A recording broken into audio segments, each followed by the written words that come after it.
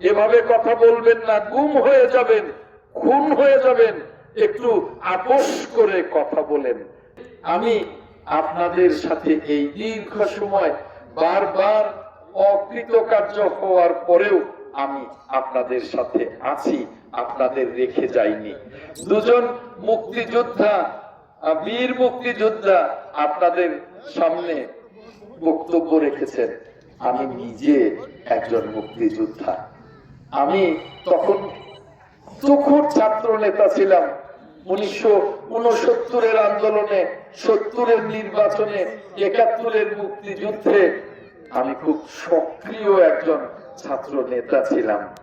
আজকে এই 71 বছর বয়সে আমার আকাঙ্ক্ষা, আমি যে মুক্তিযুদ্ধের মধ্য দিয়ে একটা বাংলাদেশ পেয়েছি, এই বাংলাদেশকে গণতান্ত্রিক বাংলাদেশ হিসেবে গড়ে তুলতে চাই। এই বাংলাদেশকে মানবিক বাংলাদেশ হিসেবে গড়ে তুলতে চাই। এই বাংলাদেশকে সমৃদ্ধ বাংলাদেশ হিসেবে গড়ে তুলতে চাই। সেজন্যই আপনাদের সমর্থন চাই, দোয়া চাই এবং ভোট চাই। আপনারা জানেন, গত 17 বছর আপনাদের সন্তান হিসেবে ঢাকার রক্তাক্ত রাজপথে থেকে আন্দোলন করেছি, পিছপা হটিনি।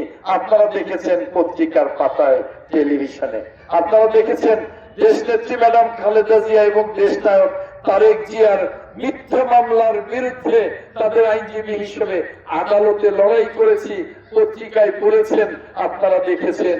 এবং রাতে টকশোতে কথা বলেছি, মাথা নত করি নাই। নিশ্চয়ই আপনারা আমার টকশো দেখেছেন, দেখেননি? অজস্র আমাকে অনেকে বলেছে, আজম খান এভাবে কথা বলবেন না, গুম হয়ে যাবেন, খুন হয়ে যাবেন, একটু আপোষ করে কথা বলেন।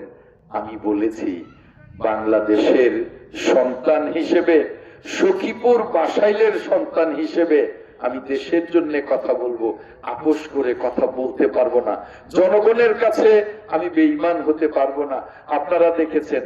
তাই আপনাদের সন্তান হিসেবে জানাতে চাই, আমাকে আপনারা ভোট দিলে, ইনশাআল্লাহ নির্বাচিত হলে, যেমনি সখীপুর বাসাইলকে আমি আলোকিত করতে চাই, সাজাতে চাই, আপনাদের মুখে হাসি ফোটাতে চাই, ঠিক তেমনি আপনাদের সন্তান হিসেবে সারা বাংলাদেশের জন্য কাজ করে আপনাদের জন্য সম্মান বয়ে আনতে চাই, আপনাদের জন্য সম্মান বয়ে আনতে চাই।